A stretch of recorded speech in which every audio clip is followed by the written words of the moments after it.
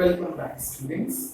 आज का हमारा ये वीडियो कक्षा 8वीं कविता हे मातृभूमि कवि राम प्रसाद बिस्मिल जी की लिखी हुई एक सुंदर रचना है। यह कविता आपको भारत माता के प्रति और ज्यादा प्यार और ज्यादा सम्मान के रूप में देगी। पहले इस कविता का पाठ करेंगे और फिर इसे समझने का प्रयास करेंगे। शुरू करते हैं। कविता हे मातृभूमि। हे मातृभूमि तेरे चरणों में शीश नवाऊं, मैं भक्ति भेंट अपनी तेरी शरण में लाऊं।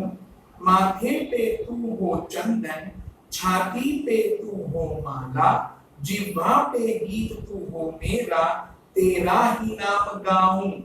जिससे सपूत उपजे श्री राम कृष्ण जैसे, उस धूल को मैं तेरी निज शीश पे चढ़ाऊं। माई समुद्र जिसकी पद रज को नित्य धोकर, करता प्रणाम तुझको मैं वे चरण दबाऊं। सेवा में तेरी माता मैं भेद भाव तज कर, वह पुण्य नाम तेरा प्रतिदिन सुनूं सुनाऊं। तेरे ही काम आऊं, तेरा ही मंत्र गाऊं, मन और देह तुम पर बलिदान में जाऊं।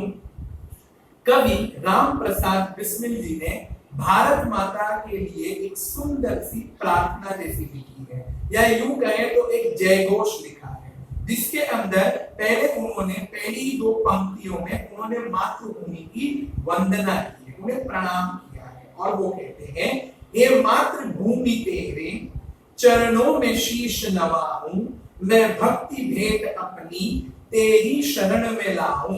यानी कि भारत माता के चरणों में उन्होंने हाथ जोड़कर शीश नवाना, मतलब कि सिर को झुकाया है और अपने दिल की जो प्रेम है, जो भाव है, जो देशभक्ति है, वो भारत माता के चरणों में समर्पित की है, अर्पण की है।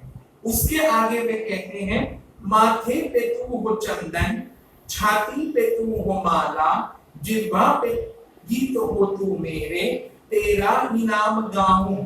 माथे पे हो चंदन। अब यहाँ पर चंदन का मतलब है भारत माता की मिट्टी, जिसको हम शीश पे लगाएंगे। आपने देखा है पहलवान जब कुश्ती करने के लिए उतरते हैं तो अखाड़े की मिट्टी को अपने सिर पे लगाकर अपने अंग पे पोंछ लेते हैं। ये क्या है? ये भारत माता की मिट्टी चंदन के समान है, पवित्र है। पहले उसे हम अपने शीश पर यानी कि यहाँ पर लगान पर लगाएंगे।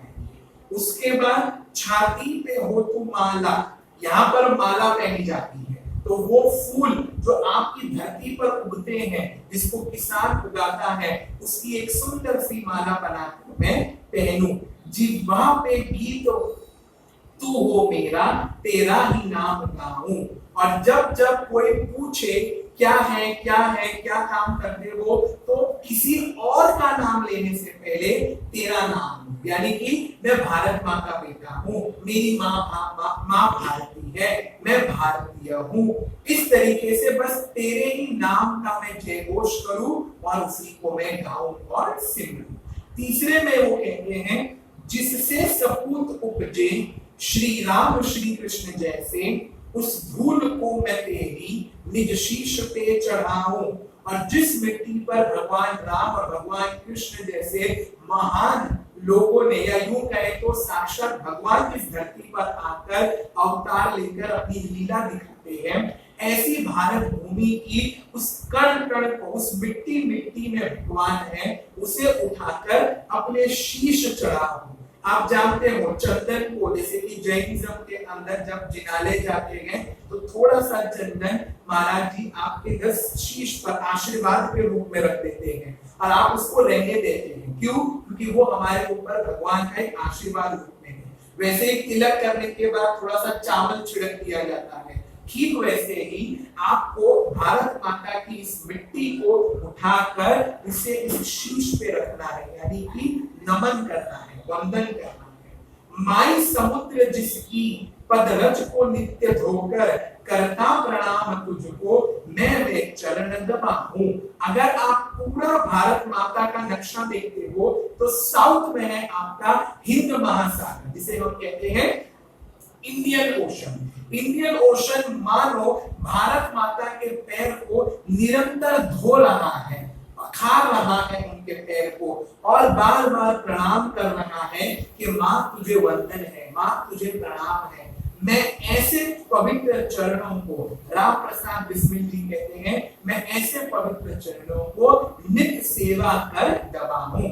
सेवा में तेरी माता मैं भेद भाव तज कर, वह पुण्य नाम तेरा प्रतिदिन सुनूं सुनाऊं। सेवा, अब भारत माता की सेवा कैसे की जा सकती है? तो सिंपल है, आप जिधर हैं जैसे हैं अपने काम को पूरी ईमानदारी से करिए। आप बेईमानी का त्याग कर कर, छल कपट को छोड़कर पूरी श्रद्धा से, निष्ठा से अपने काम को करिए और अपने साथ समाज के हित के बारे में सोचिए। वही है भारत माता की सेवा। और इसलिए उन्होंने कहा है भेद भाव तज कर, वो अमीर है, ये गरीब है, वो ऊंची जाति का, ये नीची जाति का, वो हिंदू है, वो फलाना दूसरे धर्म का है, ये सब कुछ छोड़ दीजिए। रोज सबके साथ बैठकर अच्छी बातें करिए। जिसमें आपको अच्छे गुण दिखते हैं उस गुणों का अनुसरण करिए, उनको लीजिए और भारत माता के नाम को खुदली गाइए और दूसरों से गवाइए। जोर जबरदस्ती पे नहीं, खन पट्टी पे बंदूक रख के नहीं, आप ऐसा काम करो कि दिल से आवाज निकले भारत माता की जय।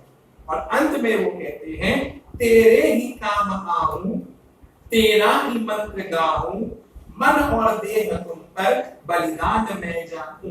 के राम प्रसाद बिस्मिल जी कहते हैं कि माँ जब तक मैं जिंदा हूं तब तक मैं तेरे काम आऊं, तेरे ही नाम को गाऊं और अंत में जब मैं मर जाऊं तो इसी मिट्टी में मुझे वापस से मिला देना, इसी मिट्टी में मुझे ले लेना। यानी कि जिस मिट्टी ने मुझे जन्म दिया, जिस मिट्टी ने मुझे बड़ा किया, पाला पोसा, इसने इतनी नाम दिया, इतनी ख्याति दी, अब उसी मिट्टी में मेरी अंतिम सांस भी विलीन हो जाए।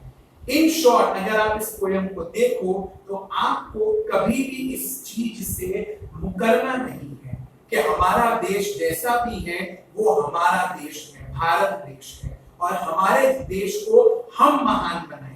हम किसी पर ब्लेम नहीं दे सकते कि इसने ऐसा किया, उसने ऐसा किया, ये अच्छा कर रहे हैं, वो बुरा करते थे। ये सिर्फ बोलने की बातें हैं। आप हमेशा ये देखते हो कि देश ने आपको क्या दिया, मुझे क्या मिला, लेकिन कभी आप ये नहीं पूछते कि मैंने देश को क्या दिया, मुझसे देश को क्या मिला। आपने कभी ये देखा? नहीं ना।